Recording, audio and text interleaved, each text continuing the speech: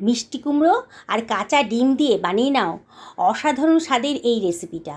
হ্যাঁ বন্ধুরা, ঠিকই শুনেছ, কাঁচা ডিম আর মিষ্টি কুমড়ো। তোমরা অবাক হয়ে যাবে যে এত সুন্দর একটা রেসিপি এই সামান্য উপকরণ দিয়ে তৈরি হতে পারে।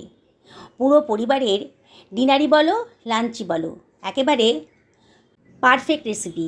যারা মিষ্টি কুমড়ো খেতে পছন্দ করেন না, এই রেসিপিটা খাওয়ার পর তারাই কিন্তু বাজার থেকে বেশি বেশি করে মিষ্টি কুমড়ো নিয়ে আসবেন। শেষ পর্যন্ত ভিডিওটা তোমরা দেখো, আশা করি তোমাদের খুব ভালো লাগবে। আমি 4খানা ডিম নিয়ে নিয়েছি আর খানিকটা মিষ্টি কুমড়ো নিয়ে নিয়েছি। এই ওজনে 250 মতো হবে, 200-250 হতে পারে। আমি 4 জনের জন্য বানাচ্ছি বলে 4টে ডিম নিয়ে নিয়েছি। মিষ্টি কুমড়োটা আগে থেকে ভালো করে ধুয়ে পরিষ্কার করে নিয়েছিলাম। এবার মিষ্টি কুমড়োর খোসাটা আমি একটু কেটে বাদ দিচ্ছি। খুব বেশি খোসা কাটবো না, কিছুটা কিছুটা করে রেখে দেবো। সবটা খোসা কেটে নিলে পরে মিষ্টি কুমড়োটা একেবারে গলে যাবে। সেই জন্যে খানিকটা খোসা রেখে আমি এটাকে কেটে নিচ্ছি। দেখো বন্ধুরা, আমি কীভাবে কাটছি। প্রথমে পাতলা পাতলা করে কেটে নিচ্ছি। খুব বেশি পাতলাও করিনি, খুব বেশি মোটাও হয়নি। আর মিষ্টি কুমড়ো কাটার আগে কিন্তু তোমরা ভালো করে ধুয়ে নিও। দেখো আমি কিরম করে লম্বা লম্বা করে পাতলা পাতলা করে কেটে নিলাম। পুরো মিষ্টি কুমড়োটাই কেটে নিলাম। আমি 4 জনের জন্য বানাচ্ছি, আগেই বলেছি, তাই এই পরিমাণে মিষ্টি কুমড়ো নিয়েছি। তোমরা যদি বেশি জনের জন্য বানাও তাহলে মিষ্টি কুমড়োর পরিমাণটা একটু বাড়িয়ে দিও। আমি এখানে 2খানা আলু নিয়ে নিয়েছি। আলুটা আগে থেকে ধুয়ে নিয়েছি। আলুর খোসাটাও আমি কেটে বাদ দিয়ে দিচ্ছি।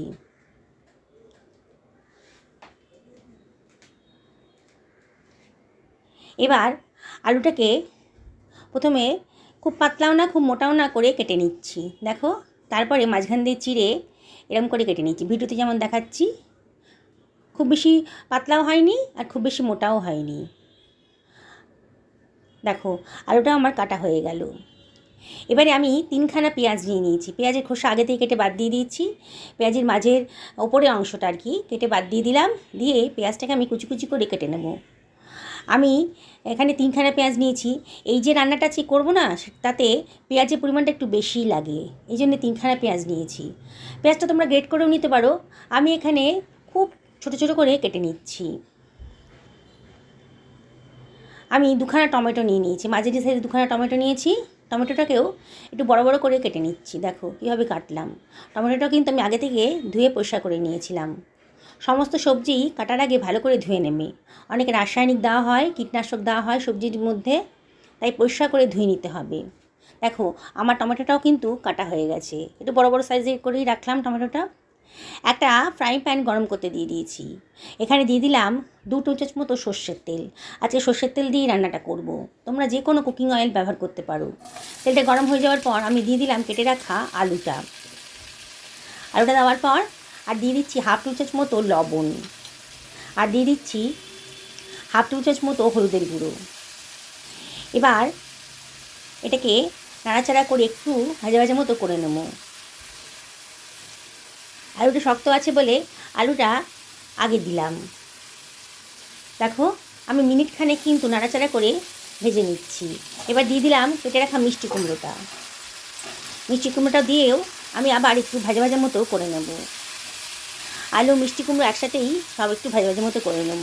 খুব বেশি ভাজবো না, একটু কালার হলেই হয়ে যাবে। তাহলে কিন্তু রান্নার টেস্টটা খুব সুন্দর আসবে। দেখো এবার আমি এটা ঢাকা দিয়ে দিচ্ছি মিনিট 2-1-এর জন্যে। তাহলে তাড়াতাড়ি ভাজাটাও হয়ে যাবে আর সবজিটা একটু নরম হয়ে যাবে। 2 মিনিট হয়ে গেছে।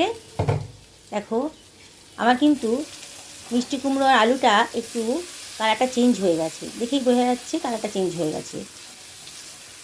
আবার একটু নাড়াচাড়া করে নিলাম। নিয়ে এবার আমি অন্য একটা পাত্রের ভেতর এগুলোকে তুলে রাখছি। একটু ফ্রাই করে যদি রান্নাটা করো না, তাহলে রান্নার টেস্টটা কিন্তু খুব ভালো হবে। তাই চেষ্টা করবে একটু ফ্রাই করে নেওয়ার জন্যে। এখানে আমি 3 টেবিল চামচ মতো সর্ষের তেল দিয়ে দিলাম। তেলটা যখন গরম হয়ে গেছে তখন আমি এর ভেতর দিয়ে দিচ্ছি গোটা গরম মশলা, দারচিনি, লবঙ্গ আর ছোটো এলাচ। ছোটো এলাচটা কিন্তু অবশ্যই একটু ফাটিয়ে দিও। আর দিয়ে দিলাম 1/2 টেবিল চামচ মতো গোটা জিরে। দিয়ে একটুখানি ফ্রাই করে নেব। গ্যাসের ফ্লেমটা কিন্তু এই সময় লো করে রাখবে, তাহলে কিন্তু মশলাটা পুড়ে যাবে। দেখো খুব সুন্দর একটা গন্ধ বেরোতে আরম্ভ করেছে। এই অবস্থায় আমি দিয়ে দিচ্ছি কেটে রাখা পেঁয়াজটা। পেঁয়াজটা দিয়ে এবার আমি ভালো করে এগুলো সব মিশিয়ে নিচ্ছি। হাই ফ্লেমেই রেখেছি, রেখে অনবরত কিন্তু নাড়তে হবে। নেড়ে নেড়ে পেঁয়াজের কাঁচা ভাবটা একেবারে দূর হয়ে যাবে। দেখো পেঁয়াজের কালারটা কিন্তু চেঞ্জ হয়ে গেছে, মানে পেঁয়াজের কাঁচা ভাবটা কিন্তু চলে গেছে। এই অবস্থায় দিয়ে দিলাম 1 চামচের মতো আদা রসুনের পেস্ট। আবারও সব কিছু ভালো করে মিশিয়ে নিচ্ছি। হাই ফ্লেমে রেখেছি তো, তাই নেড়ে নেড়ে এটাকে ঠিক রাখতে হবে, নাহলে কিন্তু পোড়া ধরে যাবে।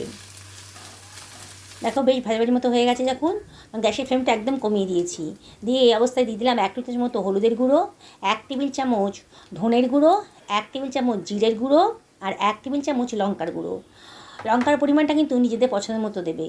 আর দিয়ে দিলাম 1 টেবিল চামচ লবণ, আর একটু জল দিয়ে দিলাম, নাহলে কিন্তু মশলাটা পুড়ে যাবে। তোমরা একটা বাটির মধ্যে মশলাগুলো গুলে নিয়ে তখনও কিন্তু এটাও দিতে পারো। আমি একবারে ডাইরেক্ট কড়াইতে দিয়ে দিলাম, দিয়ে জল দিয়ে দিয়েছি, দিয়ে অনবরত নাড়াচাড়া করে এটাকে ভালো করে কষিয়ে নেব। খুব ভালো করে কষাতে হবে, যত ভালো করে কষাবে ততই কিন্তু রান্নার টেস্টটা বাড়বে। দেখো কষাতে কষাতে কিন্তু মশলার গা থেকে তেল বেরিয়ে এসছে, বোঝাই যাচ্ছে মশলাটা খুব সুন্দর করে কষানো হয়ে গেছে। এই অবস্থায় আমি দিয়ে দেবো ভেজে রাখা আলু আর মিষ্টি কুমড়োটা, দিয়ে আবারও সব কিছু ভালো করে মিশিয়ে নিচ্ছি। গ্যাসের ফ্লেমটা এখন মিডিয়াম টু হাইতে রেখেছি। দেখো 1 মিনিট মতো আমি আলু মিষ্টি কুমড়োটা মশলার সাথে ভালো করে কষিয়ে নেব। আগেই বলেছি যত ভালো করে কষাবে ততই কিন্তু রান্নার টেস্টটা সুন্দর আসবে। আর এই নতুন ধরনের রেসিপিটা অনেকেই হয়তো এই ধরনের রেসিপি আগে কোনোদিনও খাননি। আর যদি খেয়ে থাকেন তাহলে অবশ্যই কমেন্ট করে জানাবেন, আর না খেয়ে থাকলে অবশ্যই বাড়িতে একদিন বানাবেন। অসাধারণ টেস্টি, অসাধারণ টেস্টি। মিষ্টি কুমড়ো তো খেতে অনেকেই পছন্দ করে না, কিন্তু এই রেসিপিটা খাওয়ার পর আমি গ্যারেন্টি দিয়ে বলছি তারাই কিন্তু আগে মিষ্টি কুমড়ো নিয়ে আসবে বাজার থেকে গিয়ে। এবার আমি 1 বাটির মতো গরম জল দিয়ে দিলাম, এমন করে জলটা দিলাম যাতে আলু মিষ্টি কুমড়োটা ভালো মতন ডুবে যায়।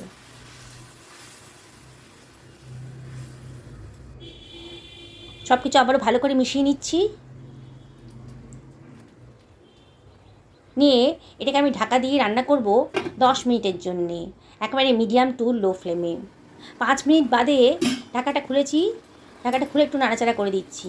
মাঝে মাঝে কিন্তু ঢাকাটা খুলে একটু নাড়াচাড়া করে দিতে হবে। এই অবস্থায় আমি দিয়ে দিচ্ছি কেটে রাখা টমেটোটা শেষে দিলাম, আর দিয়ে দিলাম কতগুলো কাঁচা লঙ্কা। একটু পরে টমেটোটা দিলাম, কারণ টমেটোটা একেবারে গলে যাবে না, একটু গোটা গোটা থাকবে, তাহলে খেতে ভালো লাগবে, গ্রেভিটা খেতে খুব সুন্দর লাগবে। আবার সব কিছু ভালো করে মিশিয়ে নিয়েছি, নিয়ে এবার ঢাকা দিয়ে মিডিয়াম টু লো ফ্লেমে 5 মিনিট রান্না করে নেব, মানে টোটাল 10 মিনিট। এবার ঢাকা তুলে দিলাম 5 মিনিট বাদে। এবার একটু চেক করে নিতে হবে আলু আর মিষ্টি কুমড়োটা সেদ্ধ হয়েছে কি না। যদি দেখো সেদ্ধ হয়নি তাহলে আরও একটুখানি তোমরা ঢাকা দিয়ে রান্না করে নিও। আমি চেক করে দেখছি, দেখো সেদ্ধ হয়ে গেছে। একটু ভেজে রান্না করেছি তো খুব তাড়াতাড়ি সেদ্ধটা হয়ে গেছে, খুব সুন্দর করে সেদ্ধটা হয়ে গেছে। এবারে আমি এর ভেতর মিশিয়ে দেবো গরম মশলার গুঁড়ো।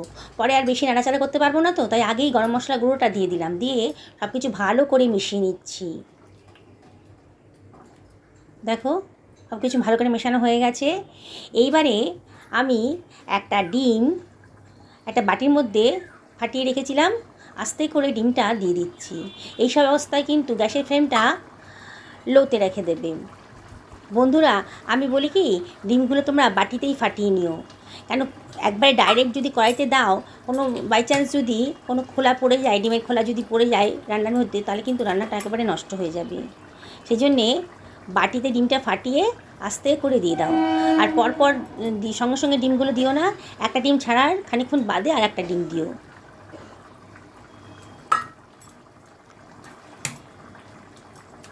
দেখো বন্ধুরা আমার সবগুলো ডিমই কিন্তু দেওয়া হয়ে গেল। আমি টোটাল 5টা ডিম দিলাম। দেখো এবার কিন্তু একেবারে নাড়াচাড়া করা চলবে না, এবার গ্যাসের ফ্লেমটা মিডিয়াম টু হাইতে রেখে দেবে। আর ওই ডিমগুলোর ওপরে একটুখানি গোলমরিচের গুঁড়ো দিয়ে দিচ্ছি, তাহলে ডিমগুলোর একটু খুব টেস্টি হবে, যেমন খাবে ডিমগুলো খুব টেস্টি লাগবে। আর একটুখানি লবণও ওপর থেকে ছড়িয়ে দিচ্ছি। এইভাবে একদিন রান্না করে দেখো, অসাধারণ টেস্টি হবে। ভাতের সাথেই খাও আর রুটি পরোটা লুচির সাথেই খাও, দারুণ tasty. Minute 5 medium to high ফ্লেমে এটাকে রান্না করে নিতে হবে ঢাকা দিয়ে। দেখো আমি 5 মিনিট বাদে ঢাকাটা তুলে দিয়েছি। একটু তলা থেকে নাড়িয়ে দিচ্ছি, খুব সাবধানে করতে হবে, নাহলে কিন্তু ভেঙে যাবে। এবারে ওপর থেকে একটু ধনেপাতা ছিটিয়ে দিচ্ছি, বেশি নাড়াচাড়া করা যাবে না। এবারে এটা ঢাকা দিয়ে আরও মিনিট 2 রান্না করে নেব। 2 মিনিট বাদে গ্যাসের ফ্লেমটা অফ করে দিয়েছি। দেখো এখনও কিন্তু অনেকটা গরম আছে। দেখো কত সুন্দর একটা রেসিপি তৈরি হয়ে গেল। বন্ধুরা দেখেই কিন্তু লোভ লাগছে, তাই কি না বলো? এবার এটাকে আমি সার্ভ করে দিচ্ছি। বন্ধুরা রেসিপিটি যদি ভালো লাগে তাহলে একটা লাইক করো, আর কমেন্ট করে জানিও যে কেমন লাগলো তোমাদের, আর কোথা থেকে তোমরা ভিডিওটা দেখছো। পুরনো বন্ধুদেরকে অনেক ধন্যবাদ, তারা তোমার পাশেই আছেন। তবে আবারও রিকোয়েস্ট করব, অবশ্যই লাইক করবেন রেসিপিটা যদি ভালো লাগে, আর কমেন্ট করবেন। আপনাদের সাপোর্টের জন্যেই আজকে আমি এত দূর আসতে পেরেছি। নতুন বন্ধুদেরকে রিকোয়েস্ট করব আমার চ্যানেলটা সাবস্ক্রাইব করার জন্যে। দেখো বন্ধুরা আমি কি সুন্দর করে এটা সার্ভ করে দিচ্ছি। কেউ বিশ্বাসই করতে পারবে না যে মিষ্টি কুমড়ো দিয়ে আর কাঁচা ডিম দিয়ে এটা তৈরি করা হয়েছে। দেখেই কিন্তু লোভ লেগে যাচ্ছে। বললাম না, মাছ মাংস ফেলে ডিমের এই রেসিপিটাই কিন্তু সবাই খেতে চাইবে। দেখো কত সুন্দর দেখতে লাগছে। ডিনারেই করো কিংবা লাঞ্চেই করো, একদিন অবশ্যই এটা বানিয়ে নিও। আজকে তো আমি ভাতের সাথে এটা খাবো। যাকেই তোমরা এই রেসিপিটা করে খাওয়াবে না, তারাই কিন্তু এটা কেমন করে বানিয়েছো বলে জিজ্ঞেস করবে। দেখো কি সুন্দর একটা রেসিপি তৈরি হয়ে গেল। অল্প খরচের মধ্যে, অল্প সময়ের মধ্যে দারুণ স্বাদের একটা রেসিপি আজকে তৈরি হয়ে গেল। দেখো ডিমটা ফাটিয়ে দেখাচ্ছি, একেবারে নরম তুলতুল করছে, অসাধারণ টেস্টি হয়েছে। কি তোমাদের খেতে ইচ্ছে করছে? তাহলে দেরি করছো কেন? দেখো না ফ্রিজে এক টুকরো মিষ্টি কুমড়ো আছে কি না। সকালে ভালো থাকো এই কামনা করেই ভিডিওটা শেষ করলাম।